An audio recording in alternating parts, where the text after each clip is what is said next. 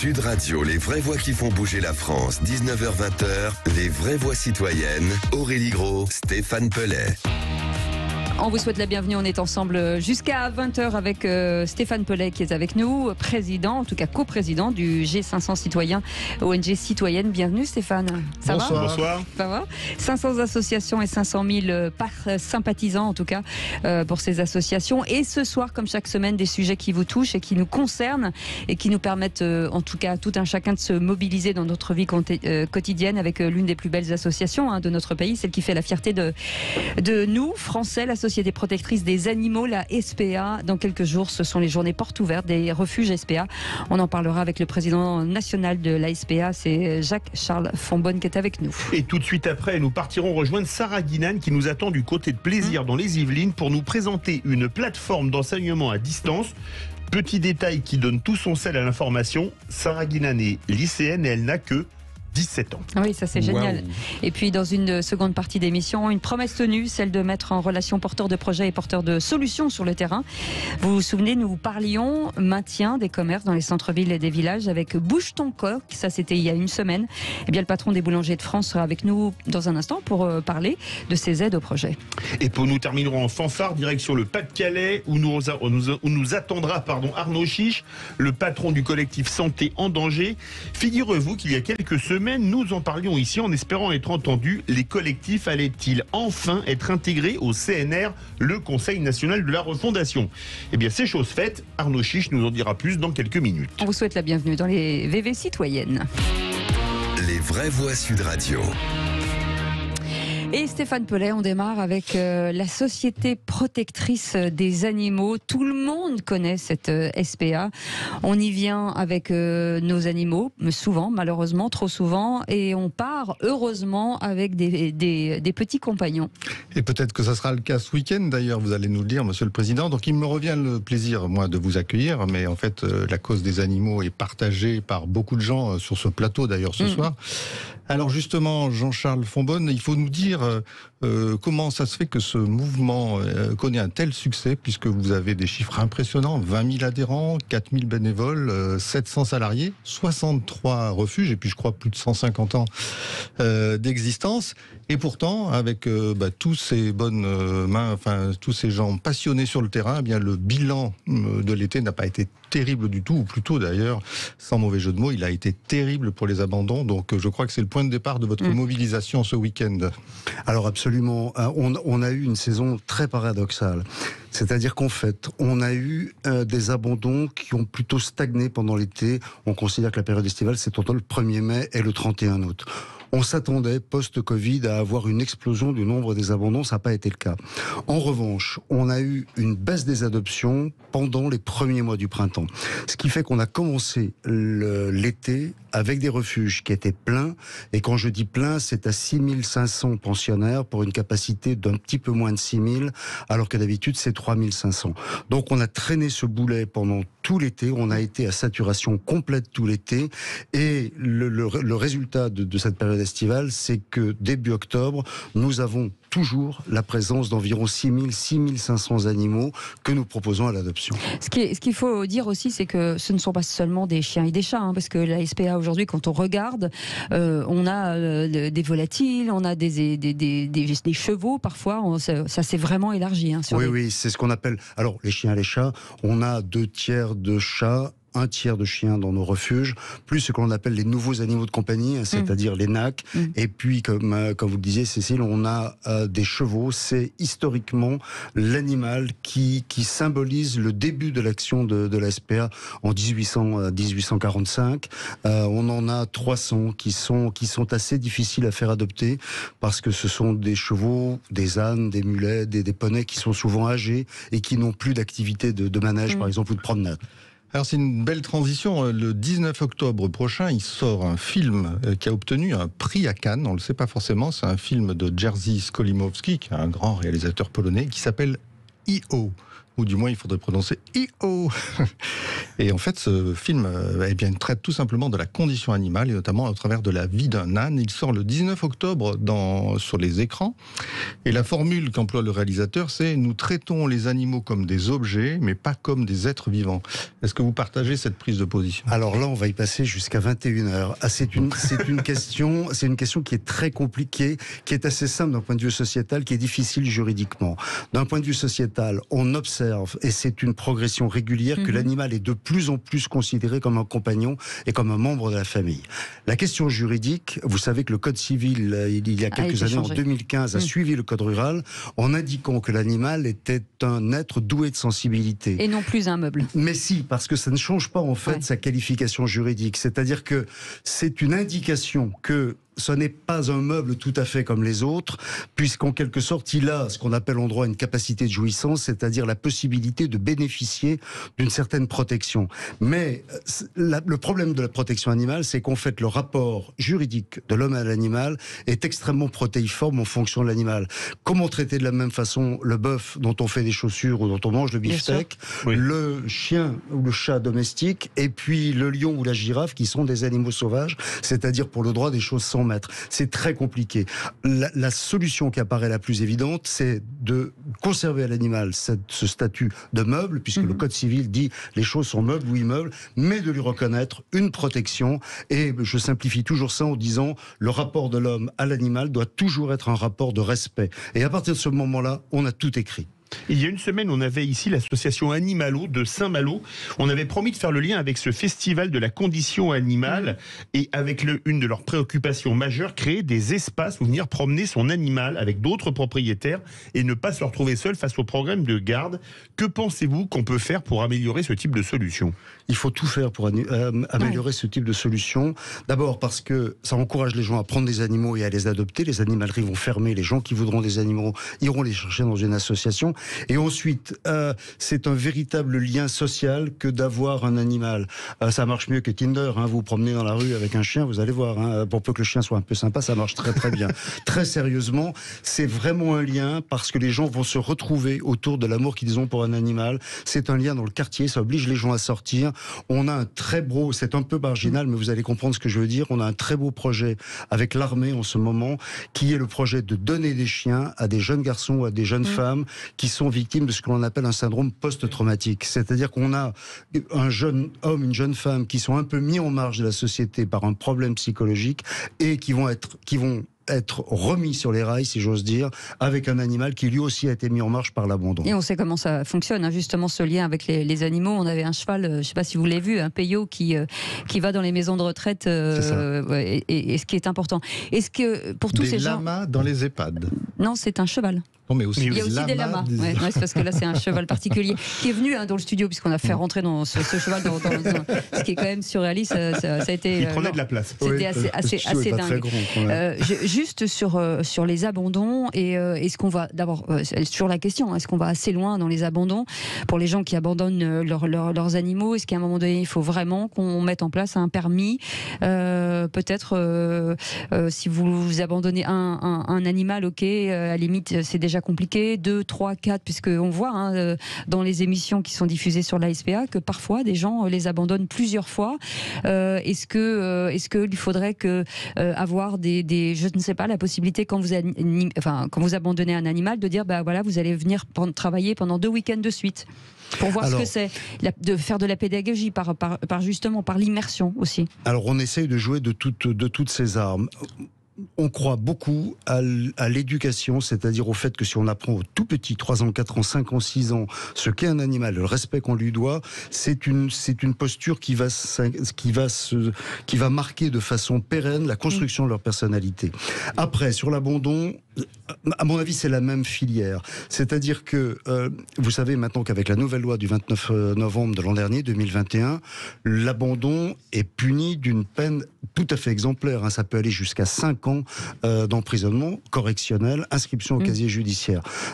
J'ai l'habitude de dire que les infractions, les peines ne font peur qu'aux gens qui ne commettent pas les infractions. On croit vraiment davantage à l'éducation. À la pédagogie. Le fait que ça soit très sévèrement réprimé, c'est quand même une volonté politique qui a son prix. Ensuite, on peut toujours avoir une peine alternative, c'est-à-dire qu'une peine de prison au lieu d'une amende, on peut avoir effectivement des travaux d'intérêt généraux qui se font dans nos refuges. On a des gens qui sont en fin de peine et qui viennent là. Après, le permis... Je pense que c'est une fausse bonne idée parce qu'il faut un suivi. C'est-à-dire que combien de points je tape mon chien avec une petite gifle, combien je perds de points. En revanche, ce qui vient d'être mis en place, même si on est vent debout contre les mesures de mise en œuvre, c'est-à-dire le certificat de connaissance et de responsabilité, ça c'est une vraie chose. C'est-à-dire qu'avant de donner l'animal, on explique aux gens, parce que la maltraitance c'est rarement du sadisme, c'est ce qu'on fait. Oui, mais alors la difficulté, la loi est magnifique parce que c'est ce qu'on voulait depuis des années. Le problème, c'est ce que disait Pagnol, c'est toujours l'administration. C'est-à-dire que pour venir prendre un animal dans un refuge, dans n'importe quelle association, il faut amener le certificat qui est daté de 7 jours avant celui où on vient se présenter dans le refuge. Ah oui. C'est-à-dire que vous imaginez, vous n'avez pas le certificat, vous choisissez un animal, revenez dans 8 jours, 2 heures après, il y a quelqu'un qui vient avec l'ensemble des documents, qui emporte l'animal, évidemment, parce qu'on va lui donner, c'est inextricable. Les portes ouvertes la semaine prochaine, j'ai pris l'engagement qu'on ferait les adoptions sans ce fameux certificat. On se contentera de faire ce que l'on fait d'habitude, c'est-à-dire la même chose que dans le certificat, sauf qu'il sera daté du jour de la prise de l'animal et on l'agrafera au contrat d'adoption. Merci. En tous les cas, je pense que c'est la condition animale et les animaux des êtres vivants. On y reviendra régulièrement Absolument. dans cette émission parce qu'en particulier, il y a beaucoup d'initiatives citoyennes et bien sûr, la SPA en est le plus bel exemple avec ses 20 000 adhérents, encore il faut le rappeler, et ses 4 000 bénévoles. Qu'on applaudit, qui a un travail formidable. Applaudir. Merci, Monsieur le Président. Merci beaucoup d'avoir été avec nous et bravo pour ce que vous faites. Dans un instant, on évoquera une très belle initiative dans le domaine de l'éducation avec Sarah Guinan qui sera avec nous. Vous savez que vous pouvez nous appeler si vous avez envie de partager ou poser des questions ou partager votre quotidien. 0826 300 300. À tout de suite. Il est là, Stéphane Pellet. On embrasse Aurélie Gros qui a un petit voilà. Petite extinction de voix. Oui, petite extinction de voix, la pauvre. On l'embrasse très fort si elle nous écoute. On vous parlait de la SPA. Mais il n'y a pas que la SPA. Il y a pas mal de sociétés, en tout cas, ou de gens, ou de citoyens qui s'engagent. Et quand les ados, surtout, se soutiennent entre eux et trouvent des solutions pour leur avenir, ça donne naissance à de beaux projets. Et on va vous présenter l'initiative de Sarah Guinan qui est avec nous, une adolescente de 17 ans, fondatrice de Virtual Class, une plateforme de soutien scolaire gratuit créée lors du confinement et qui se transforme ces derniers jours en association. Bonjour Sarah. Bonjour. Bonsoir. Alors, dans quelques jours, Sarah, je suis sûr que tout le monde va parler du projet devenu réalité, donc de Virtual Class. Parce que, en fait, vous savez, Cécile et David, que la citoyenneté, nous l'avons chevillée au corps. Alors, je le disais parce que j'étais sûr qu'Aurélie Gros aurait été présente, mais chevillée aussi au cœur. Et en particulier parce que je pense que nous devons aller vers ce qu'on appelle la citoyenneté accompagnée. L'idée que, probablement, dès l'âge de 16 ans, non pas forcément on vote, mais en tous les cas, on puisse commencer à être très proche des questions de la cité, donner son avis, le conseil municipal des jeunes, etc., etc. Eh bien, figurez-vous que Sarah Guinan nous a vraiment redonné la pêche. Elle est lycéenne à Plaisir, dans les Yvelines, en terminale scientifique, et figurez-vous qu'en pleine pandémie, il y a 2 ans, elle n'a pas baissé les bras, et elle s'est lancée dans une création de plateforme de cours à distance. Donc, bonsoir Sarah. Est-ce que vous pouvez nous raconter cette très très belle aventure qui a commencé donc il y a 2 ans, mais qui va donc connaître des développements dans les quelques jours qui viennent? Pas de souci. Alors, Virtual Class, en fait, c'est l'histoire d'un confinement, en quelque sorte, parce que ça a été le déclic pour plusieurs. On voit pas du tout de quoi vous voulez parler. On a oublié. Et justement, en mars 2020, il y a un discours qui nous a tous marqués, c'est celui de Emmanuel Macron, où il annonçait d'une part, en fait, le confinement, mais également la fermeture des écoles. Et forcément, on était impactés. Et dans ce genre de situation, il y a 2 manières de réagir. La première chose, c'est de s'abattre. Je l'ai fait aussi, je ne vais pas blâmer les autres. Et la deuxième chose, c'est d'essayer de se reprendre en main. Et en fait, typiquement, quand on ferme les écoles, je me suis dit, mais qu'est-ce que je peux faire ? La première chose qui m'est venue à l'idée, c'était créer un groupe. Créer un groupe d'entraide, parce qu'au fait, au final, on était tous dans le même bateau. Et je me suis dit qu'il y avait forcément des personnes qui ressentaient le même malaise que moi. Donc, le soir même, j'ai pris mon téléphone, j'ai lancé un appel et puis on s'est retrouvés entre étudiants à parler sur Internet de la situation actuelle, mais également de nos devoirs. Et ça s'est transformé en un véritable groupe d'entraide. Puis ensuite, de fil en aiguille, il y a des étudiants plus âgés qui se sont proposés pour nous donner des vrais cours dans des matières qu'ils appréciaient. marché. Puis j'ai creusé l'idée, finalement, je me suis dit, mais pourquoi pas créer finalement des cours virtuels qui viendraient en fait, je veux dire, pas remplacer, mais faire contrepoint, on va dire, au confinement qui impliquait la fermeture des écoles. Puis c'est ce qu'on a fait. J'ai recruté d'autres professeurs et en un week-end, on a réussi à constituer un planning allant de 8h à 17h. Et puis ça a duré tout le confinement. On a eu des cours dans toutes les matières, des préparations au brevet. Et puis aujourd'hui, vous allez me dire, mais pourquoi ça continue? Parce qu'il n'y a plus le confinement. Eh bien, en fait, ça avait beaucoup plu. Donc, on a continué dans un premier temps pendant les vacances d'été. Puis aujourd'hui, on a continué aussi quand il y avait des confinements ponctuels. Et plus globalement, en fait, on est devenu une association depuis cet été, officialisée par l'État, qui dispense tout d'abord des cours durant des stages, donc pour la pré-rentrée, comme celui qu'on a fait il n'y a pas longtemps, mais également des sessions de révision pour le baccalauréat, des euros blancs avec des jurys. Et tout respirez, Sarah, respirez, tout va bien. On va vous laisser la parole. Je rappelle quand même pour ceux qui viennent de nous rejoindre que la jeune fille que nous écoutons a 17 ans. C'est ce qui est quand même assez, qu'elle passera le bac comme tout le monde à la fin de l'année. Mais fin de l'année scolaire. Voilà, à la fin de l'année scolaire, elle passera le bac, mais par ailleurs, elle a donc monté cette belle aventure de Virtual Class, des enseignants qui proposent des cours, et même écrit un livre. Expliquez-nous finalement jusqu'où vous comptez aller comme ça, parce que vous devriez même, pourquoi pas, devenir tout simplement ministre, non peut-être pas, mais en tous les cas au moins professeur dans l'éducation nationale. Alors, donc pour ce qui est du livre, en fait, on a décidé de le mettre en place tout simplement parce qu'on s'est rendu compte qu'il y avait vraiment un sentiment de perdition. En fait, on ne savait pas où on allait avec cette nouvelle réforme et il y avait plusieurs nouvelles choses. On a décidé en fait de tout expliquer dans un livre. Donc ça s'appelle le guide de survie justement pour pouvoir mettre en confiance les élèves et tout leur expliquer sur l'année de terminale, mais également les années de lycée en général. Donc voilà, le livre a été écrit en 2 mois avec tous les professeurs bénévoles de l'équipe de l'association. Et puis là, en ce moment, on aimerait bien le sortir en format papier parce qu'on est qu'en format numérique. Et c'est pour ça qu'on cherche justement une maison d'édition qui souhaiterait bien faire publier notre livre. Eh ben, je pense que ça va. Le téléphone va sonner. Sarah, est-ce que vous avez créé des émules autour de vous? Est-ce que finalement, vous vous rendez compte que les étudiants de votre âge ou même un peu plus jeunes ou un peu plus âgés se disent, si on ne nous apporte pas ce qui est important pour nous, on va se débrouiller. Et est-ce que ça s'est déployé dans toute la France? Alors, je dirais qu'en termes d'impact positif, il y a eu beaucoup de changements en fait parce que il y a eu une autonomie qui s'est créée avec les cours de la classe virtuelle. Donc, il y a des élèves qui ont commencé, par exemple, à se regrouper entre eux, même en dehors des stages, pour réviser, pour approfondir certaines notions. Donc, je pense qu'il y a vraiment eu en fait un sentiment de savoir ce qu'on fait de sa vie, de savoir où on va avec ou sans en fait un support qui est classique, scolaire. Sarah, c'est un petit secret. Votre livre et toute l'aventure de Virtual Class va se retrouver présenté au président de la République. Vous avez un message à lui passer, vous pouvez nous en dire un peu plus? Vous allez dîner à l'Élysée, comment ça va se passer? Alors, en fait, il y a eu un panier garni qui a été proposé au président parce qu'il y a 2 entrepreneurs qui ont fondé Papépied qui vont le rencontrer cette semaine. Et ils ont fait un appel à candidature pour des projets innovants qui souhaiteraient justement proposer un échantillon de leurs produits. Donc, j'ai candidaté avec Virtual Class, on a proposé notre e-book et on a été sélectionné. Donc là, ce week-end, il a été posté. Normalement, dans la semaine, on devrait avoir des retours. Eh ben, écoutez, Sarah, on est très fiers de vous. En tout cas, on est ravis de vous avoir eu à l'antenne. Très joli discours, très belle initiative. Alors, vous faites un bac quoi, Sarah?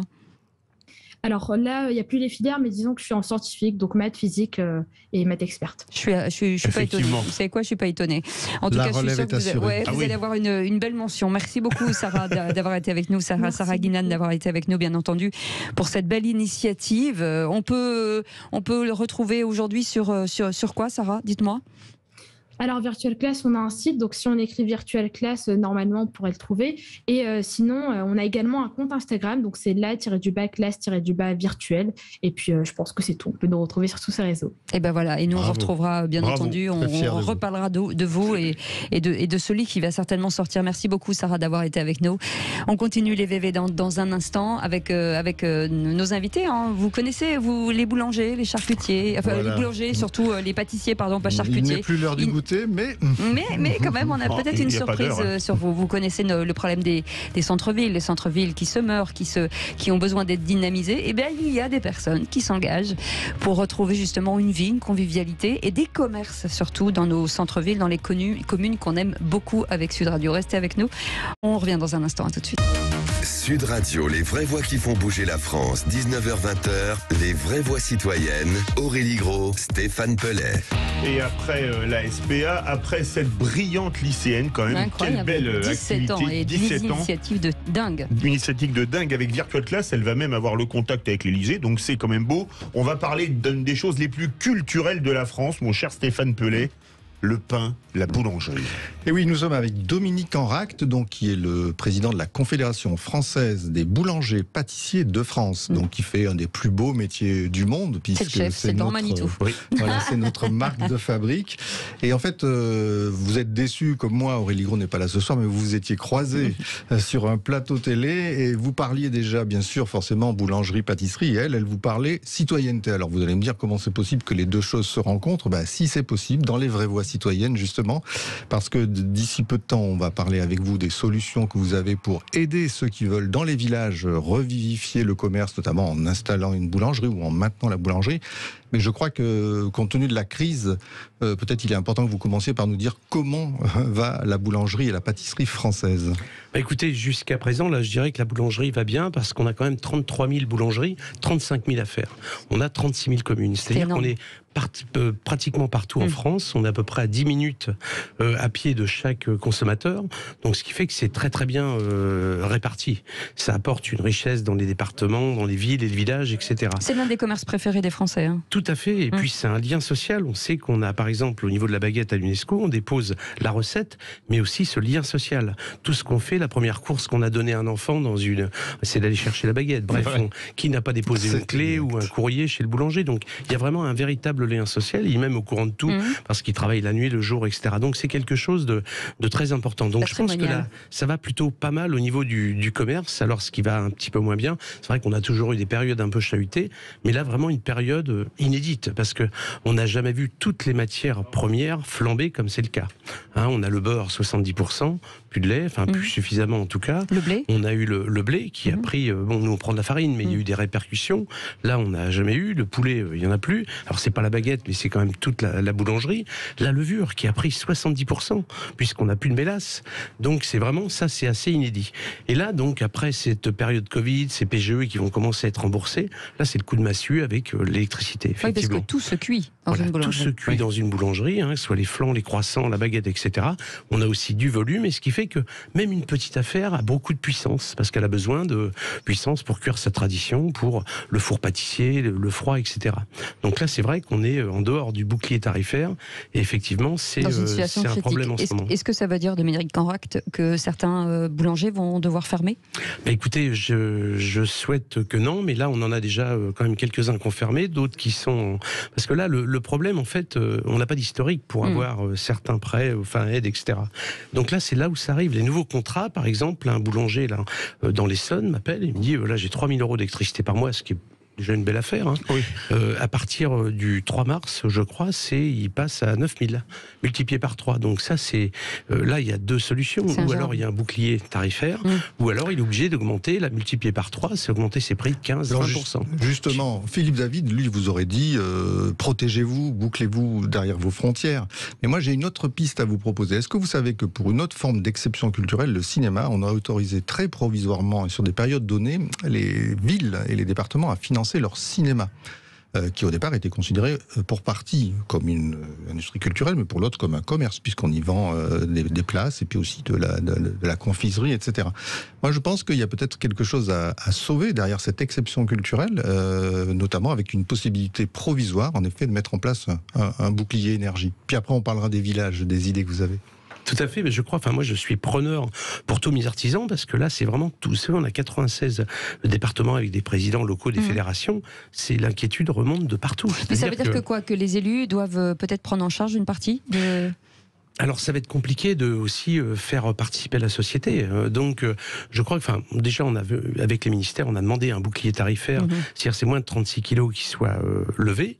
Et puis aussi, il faudra sûrement, parce que le pain n'est pas cher en France. Vous savez, la baguette, elle a pris 23 centimes en 20 ans, et on s'aperçoit que même au niveau de l'étranger, de toute l'Europe, c'est pas cher. Et là, l'augmentation depuis 6 mois, la plus basse, ça a été en France. Et surtout, 8%. Je vous coupe, nous on a beaucoup de boulangers ici à Sud Radio, et souvent souvent, ils nous le disent, nous, on ne veut pas augmenter la baguette. On augmente le reste, mais la baguette, c'est tellement... emblématique. C'est un crève-cœur. Ouais. Vous savez, parce que les gens, on les voit tous les jours, voire même 2 fois par jour, une demi-baguette le matin ou le soir. Et en fait, du jour au lendemain, vous remettez 10 centimes, on est très gêné. Mais question, est-ce que ce serait pas une mesure transitoire de, par exemple, si c'est moins cher, acheter un groupe électrogène pour faire marcher les fours? Parce que quand on voit le prix du kilowatt, c'est peut-être une bonne solution. Hein. Bah, vous savez, des entreprises qui sont passées au groupe électrogène, mais bon, là, imaginez en ville une boulangerie avec un groupe électrogène, il y a quand même une gêne, et puis au niveau vertueux, on n'est pas dedans. Quoi. Mais voilà, on est preneur de toutes les solutions. Pour ceux qui nous écoutent et qui auraient envie de venir, d'embrasser ce joli métier, comment on peut les aider aujourd'hui? Quelles sont les aides? Quels sont les moyens d'y arriver une fois qu'on a son CAP en poche? Bah écoutez, là, déjà, ce qu'il faut, c'est travailler un petit peu. Vous sortez du CAP. Bon, les reconversions ont un peu plus de formation, je dirais, économique. Mais pour des jeunes qui veulent s'installer, alors déjà, en ville, c'est vrai les fonds sont un petit peu plus chers, mais les fédérations qui aident ces jeunes, les estiment, arrivent à avoir des prêts, demander un peu moins d'apport au niveau des banques. Ensuite, il y a les chambres des métiers, il y a aussi certains départements. Je vois par exemple les Hauts-de-Seine faisaient une aide pour des boulangers qui reprenaient. Ensuite, ceux qui veulent aller dans les villages, et on a eu vous savez que le Covid, beaucoup de gens sont retournés, une espèce d'exode urbaine qui est fait. Ouais. Et là, il faut des boulangers dans les villages, et on s'est aperçu qu'il y avait des mairies qui donnaient les locaux, le matériel, tout. Il y avait seulement le loyer. Alors, il faut faire attention, quelquefois, une boulangerie n'est pas viable. Vous savez qu'il faut une boulangerie pour 2000 habitants, à peu près, c'est ce qu'on a. Donc, même 1000 ou 500, ça peut faire avec les communes autour, mais il ne faut pas non plus mettre des jeunes dans une galère, quelque part, où ça ne marchera pas. Oui, mais l'intercommunalité fait que parfois, on regroupe plusieurs villages. Et voilà, et les gens viennent, et après, ils mettent quelquefois une boîte dans des endroits pour éviter les tournées, parce que les tournées, c'était super pratique, mais bon, voilà, donc il y a plein de solutions, des jeunes. Ce qu'il faut déjà, c'est qu'ils sachent travailler. Et après, ils ont 2-3 sous, c'est mieux. Stéphane. Mais pour faire la mise en relation, puisque c'est un peu aussi le but de cette émission, Cécile disait, il y a quand même du monde qui a envie de se lancer dans la carrière.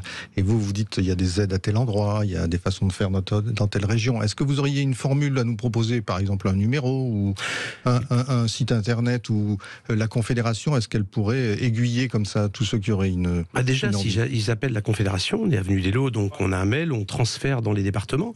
Mais sachez que dans presque tous les départements, nous avons une fédération qui sont prêts à recevoir les jeunes.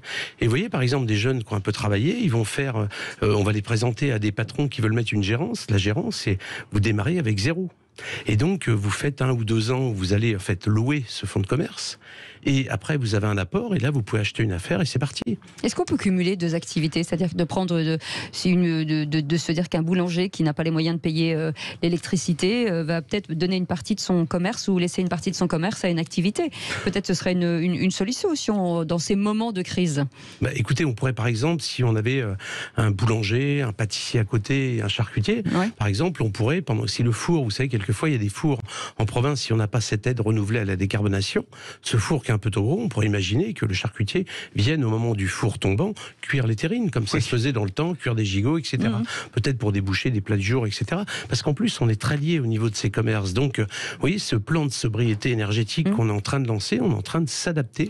C'est-à-dire qu'aussi, on va, la nuit, on va essayer de cuire en dehors de toutes ces heures de pointe pour les particuliers. Absolument, et permettre justement au commerce d'être solidaires les uns les autres. Très jolie idée pour les villages. Donc, je suis sûr que ce soir, Bouge ton coq qu'on avait reçu il y a quelques temps. Écoute, et donc a entendu cette idée de faire travailler ensemble l'épicier qui fabrique ou le charcutier qui fabrique donc ses pâtés avec le boulanger qui permet de manger un pâté. J'ai faim, c'est l'heure de l'apéritif. Et le top, c'est quand même la terrine sur le pain. Là, c'est fabuleux, non? En plus, on peut en garder un petit peu pour cette bonne baguette. C'est ça. En tout cas, merci beaucoup Dominique Aurac d'avoir été avec nous, président de la Confédération des boulangers de France. Dominique Aurac, qui vient assez régulièrement avec de très très jolies baguettes. D'ailleurs, vous êtes venus les mains vides, je ne sais pas pourquoi, mais bon, la prochaine fois, c'est pas grave. Mais en tout cas, on embrasse tous les boulangers et bien entendu les pâtissiers de France et on les soutient, vous savez, avec Sud Radio, puisqu'on parle d'eux assez régulièrement. Restez avec nous dans un instant, la suite. On va parler des médecins anesthésistes réanimateurs. On aura des nouvelles du CNR Santé avec le président du collectif Santé en danger qui, enfin, grâce à nous tous d'ailleurs, a intégré donc cette belle initiative, donc on en parle. Qui était lancée aujourd'hui. Et voilà, à tout de suite, c'est les VVI citoyennes, c'est jusqu'à 20h, à tout de suite. Et avec, je vous en prie. Avec nos associations citoyennes, comme tous les lundis, pour les vraies voix citoyennes, 500 000 sympathisants. 500 associations. Ouais. Et maintenant, on va parler santé. C'est le jour où était lancé le CNR Santé. Et on est avec Arnaud Chiche, notre ami président du collectif Santé en danger, qu'on connaît bien sur Sud Radio. Bonsoir Arnaud Chiche. Bonsoir. Bonsoir tout le Arnaud. monde. Alors déjà, est-ce qu'on s'est trompé? C'est Arnaud Chiche en direct du Mans ou de Hénin-Beaumont? Ça change tout. Pas du tout. Arnaud Chiche, il est en direct de chez lui parce qu'il ne pouvait pas aller au Mans pour des impératifs professionnels. Donc en fait, au Mans, j'étais représenté par deux personnes très actives du collectif que tu connais, Stéphane, Audrey Bascovec et Christelle Baldé. Il y avait même Guénola qui était là pour le syndicat des sages-femmes. Donc en fait, le collectif était très très bien représenté au Mans aujourd'hui. Alors Arnaud Chiche, petite séance de rattrapage pour nos auditeurs. Il y a quelques semaines, les Vraies Voix citoyennes consacraient une émission spéciale au lancement du CNR à Marcoussis par le président de la République, vous vous en souvenez. Nombreux sur l'antenne avaient fait part de leurs grands doutes sur la démarche, dans la mesure où les collectifs citoyens avaient été oubliés. Quelques heures avant, d'ailleurs, un conseiller de l'Élysée avait appelé Aurélie Gros pour déminer, comme on dit en langage élyséen. Mais rien n'y avait fait. La tonalité générale, c'était le mécontentement, voire un petit peu la moquerie. Et ce soir, apparemment, les choses ont changé. C'est presque un cocorico. Les acteurs de terrain sont enfin considérés et vous étiez, ou en tous les cas, votre équipe, Arnaud Chiche, était au lancement du CNR Santé aujourd'hui au Mans. Ouais, Stéphane, c'est vrai qu'on est content. Voilà, souvent on râle, surtout dans le milieu de la santé. Mais là, on est content parce que, via un petit travail de lobbying, on a réussi à être invité au lancement du CNR. Si le collectif Santé en danger est invité, si la France vraiment est invitée également, parce que, comme tout le monde le sait, on travaille de manière complètement étroite avec Aurélie et Stéphane. Et en fait, on est très content parce que le CNR Santé, il a commencé dès vendredi sous un format territorial, en rassemblant des acteurs de la Sarthe, qui ont organisé une 50aine d'acteurs, des associations, des élus, des professionnels, rassemblés et organisés en table ronde. Leur objectif, c'était de trouver des solutions à des problèmes. Donc, c'était CNR territorial. Et aujourd'hui, c'était le lancement du CNR national. Le ministre, c'est un ministre qu'on aime bien, François Braun, on est obligé de le dire, on l'aime bien. On l'aime bien parce qu'avant d'être ministre, il s'occupait d'un syndicat qui soutenait le collectif Santé en danger. Et avant d'être ministre, il a porté le programme santé d'Emmanuel Macron et il avait accepté de venir écouter nos solutions santé qu'on a appelées le vrai Ségur de la santé. Et donc François Braun, aujourd'hui, il a lancé les grandes idées du CNR national qui sera en fait un grand recueil de plein de CNR territoriaux avec une restitution finale en janvier 2023. Il a bien dit que le diagnostic sur l'état de la santé était fait, que c'était plus l'heure du diagnostic et que maintenant, il faisait appel à toutes les bonnes volontés pour mettre en place des solutions. Alors, le fait de commencer par les territoires, en fait, on remonte des informations parce qu'on a toujours l'impression que ça commence par le national et que finalement, les territoires se sentent oubliés parce qu'ils ont chacun des spécificités. Est-ce que là, vous avez pu faire remonter des informations avec, en faisant des vraies propositions de mesures ? Ouais, non, mais voilà, Cécile, vous avez tout dit. Ce qui est un peu révolutionnaire. Je sais, c'est on mon peut arrêter alors. C'est mon problème. On va vous laisser. Ce qui est assez révolutionnaire dans l'approche, c'est ce qu'on portait, Stéphane, il le sait, c'est ce qu'on portait dans le vrai Ségur de la santé. Nos propositions santé du collectif, c'était une approche territoriale. Alors là, on ne peut pas être mieux servi parce qu'on part des territoires, on va essayer de prendre les meilleures solutions dans tous les territoires parce que vous vous doutez bien que tous les territoires ne se ressemblent Absolument. pas. Les effectifs d'acteurs en santé ne sont pas les mêmes partout. La force des associations dans les différents territoires n'est pas forcément la même. Donc l'idée, c'est d'aller piocher dans tous les différents territoires des solutions qui vont bien marcher sur tous les domaines, la prévention, l'attractivité, le mieux vivre à l'hôpital, et ensuite de répartir partout les meilleures solutions. Donc nous, on est assez fans de la méthode présentée en tout cas. Bien sûr, après, il faut s'assurer qu'il y aura du concret. Et voilà. Et je peux vous dire que sur les réunions qui ont eu lieu vendredi et aujourd'hui, les gens du collectif ont pu porter les solutions en santé issues des professionnels de terrain. Parce que, pour vous le rappeler juste, le collectif Santé en danger, c'est un collectif d'acteurs en santé pluriprofessionnels, des médecins, des paramédicaux, et des gens du médico-social, du monde du handicap. Nous, on est là pour porter des solutions santé. Ça ne sert à rien de faire un programme santé si on ne peut pas le donner. Absolument. Et là, le CNR, ça semble être une très bonne interface pour nous aider à faire connaître les propositions. Et comme on parlait chiffres tout à l'heure, vous êtes quand même de l'ordre de 250 000 fédérés dans ce collectif, donc c'est énorme. Comment on peut peser dès le départ d'une discussion comme ça? Moi, ça m'intéresse. Par quoi vous avez commencé? Je sais pas moi, les déserts médicaux, les jeunes médecins, l'obligation d'installation que vous refusez. J'imagine que vous y êtes allé cash. Ben voilà Stéphane, hein. Tu as résumé un peu les sujets essentiels. Le ministre de la Santé part de l'idée que d'ici la fin du quinquennat, il ne doit plus y avoir aucun Français qui n'a plus de médecin traitant. C'est très audacieux. Hein. Quand on connaît l'importance aujourd'hui des déserts médicaux, c'est un objectif qui est très audacieux, mais c'est un objectif qui a le mérite d'être clair. Donc ça, c'est le premier point. Travailler le maillage territorial pour assurer à chaque Français un contact médecin ou avec des assistants médicaux. Stéphane, tu sais qu'il fait aussi, c'est un ministre qui fait la promotion des IPA, des infirmières en pratique avancée, pour essayer de délester un peu les médecins quand il n'y en a pas assez. Ça, c'est le premier point. Il a mis l'accent sur la formation et finalement la revalorisation des métiers par la formation. Il a mis l'accent aussi sur l'attractivité. Et nous, effectivement, tu le sais bien, la coercition dans l'organisation de la santé, on n'aime pas ça du tout. Et il a bien dit que la quatrième année des internes en médecine générale, qui a été un peu décidée sans tellement consulter les syndicats. Donc, je suis un petit peu mal à l'aise avec ça, même si, c'est probablement une piste. En tout cas, cette quatrième année ne s'accompagnerait pas de coercition. Elle serait plutôt synonyme d'aider des futurs médecins installés et de les simplifier. Et ce que j'ai beaucoup aimé, excusez-moi, je parle beaucoup. Hein, non, pas du tout. Mais c'est parce que je suis content. Ce que j'ai beaucoup aimé aussi, c'est qu'il a beaucoup parlé de simplification administrative. Stéphane et Philippe, vous savez que ça, c'est quelque chose qui nous est très cher. L'administratif, les charges administratives, ça pourrit la vie des acteurs en santé, en ville et à l'hôpital. Mais Arnaud, il a parlé de guichet unique pour les futurs médecins et il a parlé de simplification. Donc ça, pour nous, c'est très, très intéressant. Mais le choc de simplification, le fameux choc de simplification, ça datait de Hollande, donc ça datait quand même un peu, et on l'a jamais vu. Est-ce que vous y croyez encore ? Philippe, c'est simple.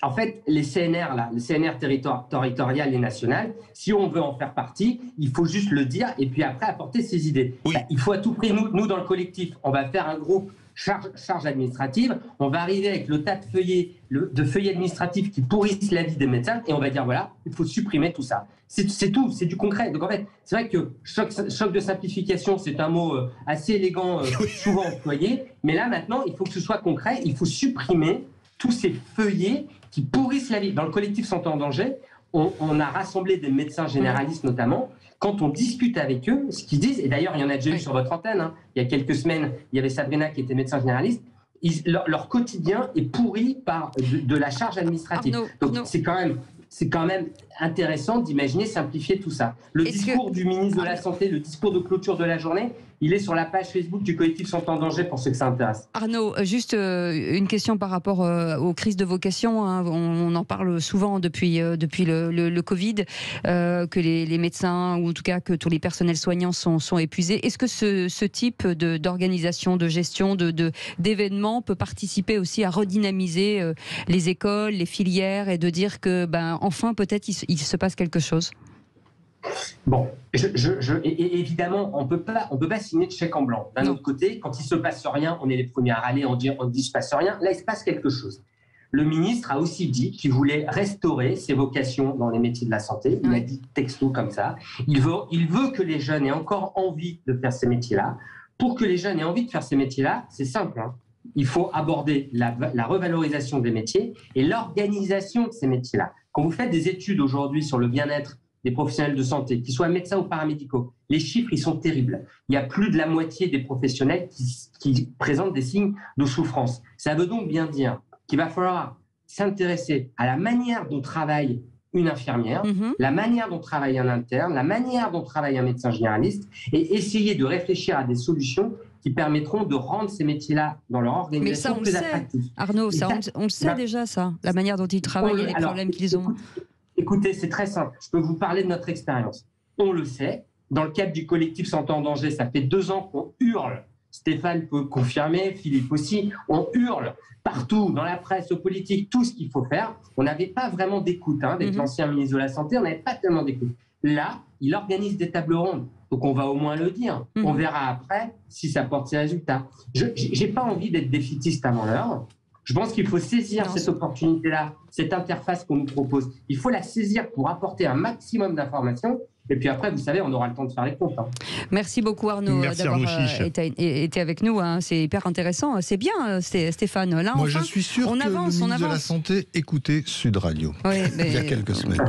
Écoutez, en tout cas, Stéphane, Tu sais, Stéphane, sans du tout, Audrey donc, et Christelle étaient là-bas. Et alors, elles étaient vraiment impressionnées parce que ça ressemblait beaucoup à ce qu'on porte comme message avec la France vraiment. Donc, je pense qu'on peut se satisfaire d'être probablement dans le vrai. Voilà. Ouais, merci. Ça, merci en tout cas, Arnaud Chiche, d'avoir été avec nous.